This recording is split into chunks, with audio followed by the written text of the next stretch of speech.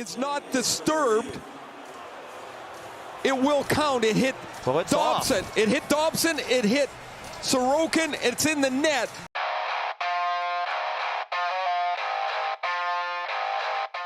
Kenny C back on the mic, but not for good reason today.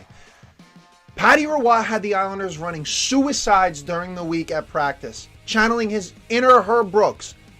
I loved it. Whip this damn team into shape. I love the mentality. Do something bold. Be a coach. And Patty Roy is that to a T. In terms of motivation and in terms of trying to prepare his players. But he can only go so far. The team came out and they played like they learned from this week in practice, getting their asses kicked. They came out strong. Aside from the opening goal by Gustafsson, in which Sorokin was screened off the rip, Matty Martin gets it going. All right, let's rile it up. In front of the 80,000 fans of MetLife Stadium Series, let's go. Islanders, by the way, losing heartbreak fashion at the end, 6-5 in overtime. Matty Martin gets him going. He fights Matt Rempe, the 6'7" rook, 241 pounds. Big boy. Hell of a fight. They both went at it. Charges it up. Ready? Islanders going to spree. Brock Nelson rattles off a snipe of a goal to tie the game. Then you had Horvat with a hell of a feed from Dobson. 2-1 Islanders. 3-1 Islanders after Barzal give and go with Brock tips it in. Boys are buzzing. Top of the second period. Anders Lee puts them up. And the Islanders are up 4-1 a minute into the second period. Then the problems began. The penalty kill is god-awful. When you allow 3 penalty goals, three goals in the power play, when your penalty kill allows 3 of those out of 5 penalty kills, you're destined to lose the game. Lee does some good, Lee does some bad. Gets called for the slashing, Trocheck capitalizes. Pelican Mayfield.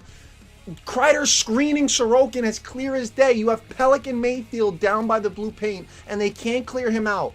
That's been a plague for the Islanders.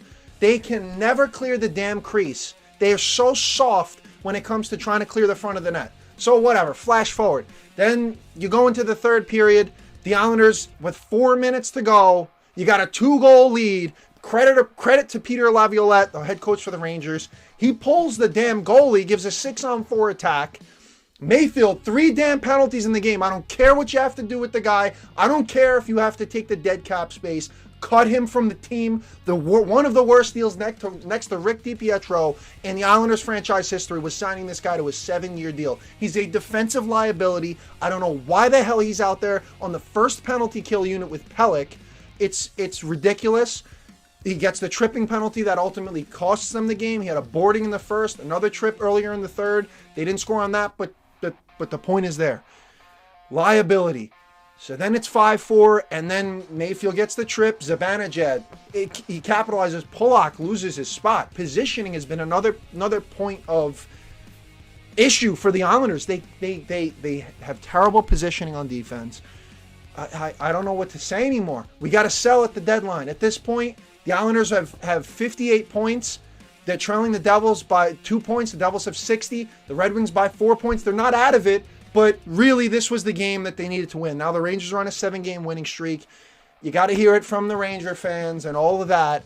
And rightfully so, because we blew the game. Overtime, 14 overtime losses. Dobson turns the puck over. Barzal, weak on the back check. Looks like minimal effort. And Panarin scores 10 seconds in. This team is a problem. I could go on and on, but for the sake of timing, for the sake of me wanting you guys to watch this rant, I'm going to keep it at that. This team has major issues. Defensively, penalty kill. The special teams are horrible. Sell at the deadline at this point.